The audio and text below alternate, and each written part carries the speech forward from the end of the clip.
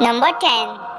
Frieza has easily become the biggest thorn in Dragon Ball's side, and he is a villain that continues to find ways to return, whether through family members or an escape from hell. Goku and Vegeta defeat Golden Frieza early on in Dragon Ball Super, but the villain returns to lend a hand during the Tournament of Power. Golden Frieza proves to be one of Universe 7's most valuable assets, and he is instrumental in their defeat against Universe 11 Jiren. Frieza's diligence earns him back his life, and even though he hasn't appeared since, he's still out there in Universe 7. So that's why Frieza is on number 10. Number 9. Dragon Ball Super's Goku Black Arc is one of the most entertaining stretches of episodes for several reasons, one of which is that they bring back future Trunks. There are many factors involved with the defeat of Goku Black's true identity, Zamasu in his fused form. Despite the strength of Super Saiyan Blue Vegito, it's finally future Trunks that defeats the villain with his trademark sword. Future Trunks returns to his own timeline, but it's made clear that a reunion is possible, and he'd still be one of the strongest fighters to turn to in an extreme situation, which can become in ninth position. Number 8. Dragon Ball has a tendency to reform its villains and turn them into Earth's strongest defenders.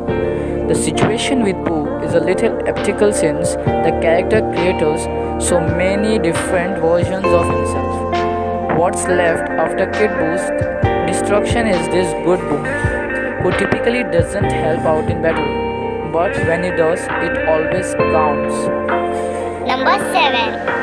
Oops comes in number 7 because when Kid Buu dies, all of his evil gets reincarnated in the form of Oop, a boy of pure good. The end of Dragon Ball Z implies huge things for Oop when Goku goes off to train him.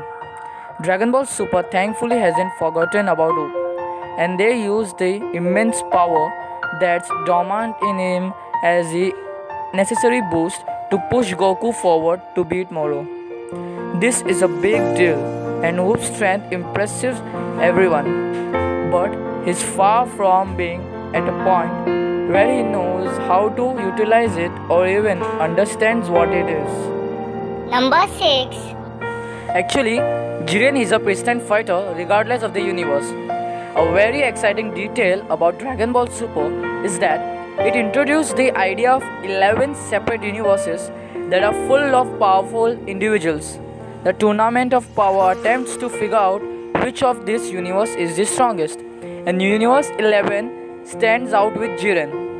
Jiren's power dwarfs practically everyone else in the tournament, and Goku needs to tap into Ultra Instinct for the first time in order to keep up with him.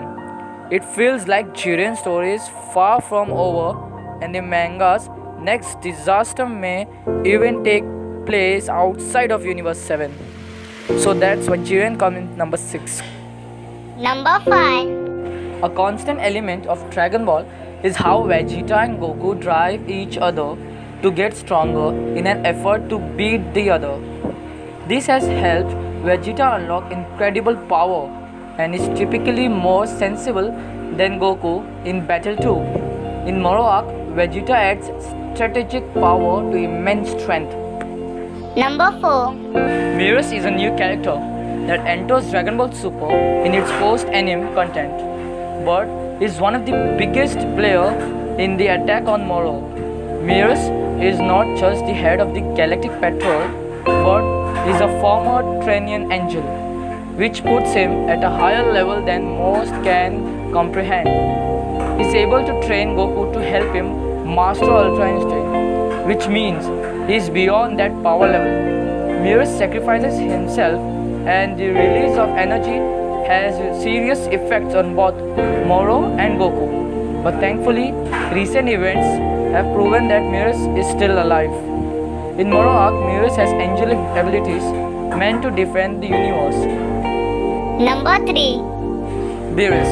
Beerus is one of the first big villains to enter Dragon Ball Super, and he brings with him the concept of gods of destruction and angels.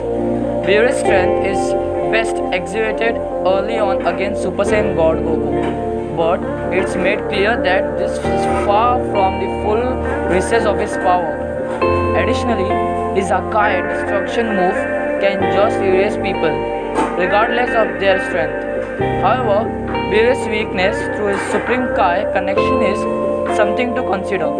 Hopefully, Beerus will find himself in a situation where he is allowed to go all out with his power. In Moro arc, Beerus is a god of destruction and his full strength hasn't been seen yet. Number 2. Goku. At times, Dragon Ball can end ensemble series, but it's always very much been about Goku's journey, with him expressing the most change. Goku's position as the lead has taken him to wild places, and in Dragon Ball Super, he moves beyond Super Saiyan Blue to Ultra Instinct. Goku struggles to control his godly power, but in his fight against Moro, he masters autonomous Ultra Instinct and wields a giant energy avatar. Even Beerus seems intimidated by this, and while it be a close call, it looks like Goku is now beyond the power of God of Destruction. In Moro arc, Goku has perfected Ultra Instinct and attained new strength. Number 1. Whis. As you all know, Whis can rewind time and beyond. The full extent of Beerus' power are a mystery, but this is even truer with Whis, Universe 7's angel. Whis stays out of conflicts, yet his help train Vegeta to be a god of destruction, and he seems to sometimes intimidate Beerus. Most impressively, Whis has renowned time to prevent the Earth's destruction and possesses other angel skills of equal power. However, Whis is largely restricted to interference with events, which means his strength never gets to be truly seen. He is still the most powerful entity in Universe 7, even if he is largely beyond to not to do anything about it. Thanks for watching. Please like, share and subscribe to my channel.